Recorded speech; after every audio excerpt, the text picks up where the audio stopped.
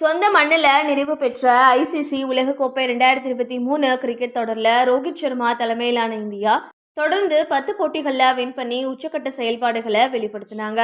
ஆனால் ஆஸ்திரேலியாவுக்கு எதிராக நடந்த மாபெரும் இறுதிப் போட்டியில் பேட்டிங்கில் 240 ரன்ஸ் மட்டுமே எடுத்த இந்திய அணி தோல்வியை சந்திச்சு 2011 மாதிரி சொந்த மண்ணில் கோப்பையை வின் பண்ணுற பொன்னான வாய்ப்பை நழுவ விட்டாங்க.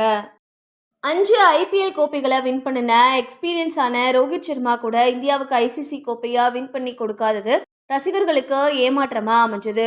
அதே சமயம் 2023 உலகக்கோப்பை தோல்வியால பல ரசிகர்கள் முன்னாள் கேப்டன் எம்எஸ் தோனியா சமூக வலைத்தளங்கள்ல நினைவு கூர்ந்து ஆதங்கத்தை வெளிப்படுத்தினாங்க.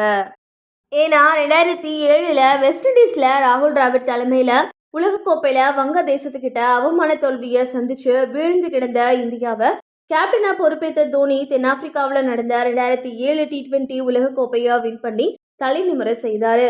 அதை தொடர்ந்து கங்குலி உருவாக்குன பிளேயர்ஸை வச்சு சொந்த மண்ணில் அபாரமா கேப்டன்ஷிப் செஞ்ச அவரு 2011 உலகக்கோப்பைய 28 வருஷங்கள் கழிச்சு இந்தியா வின் பண்ண ஹெல்ப் பண்ணாரு. அதுக்கப்புறம் அவர் உருவாக்குன விராட் கோலி, ரோஹித் சர்மா, தவான், ரெய்னா, ஜடேஜா போன்ற யங் பிளேயர்ஸை வச்சு 2013 சாம்பியன்ஸ் டிராஃபியா வின் பண்ண அவரு உலகத்திலேயே 3 விதமான வெள்ளைப்பந்து ஐசிசி உலக கோப்பைகளை வின் பண்ணின ஒரே கேப்டனா சாதனை படைச்சாரு. அந்த வகையில இந்தியாவுக்கு மகத்தான வெற்றிகளை வாங்கி கொடுத்த அவரு ஐபிஎல் தொடர்லையும் 5 கோப்பைகளை வின் பண்ணி வெற்றிகரமான கேப்டனா சாதனை படைச்சிருக்காரு.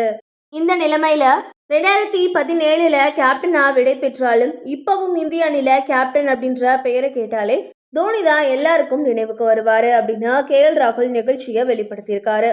இதை பத்தி சமீபத்திய பேட்டியில அவர் என்ன பேசியிருக்காருன்னா, எம்எஸ் தோனியோட யாரையும் ஒப்பிட முடியும்னு நான் நினைக்கல. இப்பவும் எங்களோட டீம்ல லீடர், கேப்டன் அப்படின்ற வார்த்தைகளை சொல்லி பேசினா எம்எஸ் தோனி தான் எங்களோட ஞாபகத்துல முதல்ல வருவாரு அப்படின்னு சொல்லியிருந்தாரு.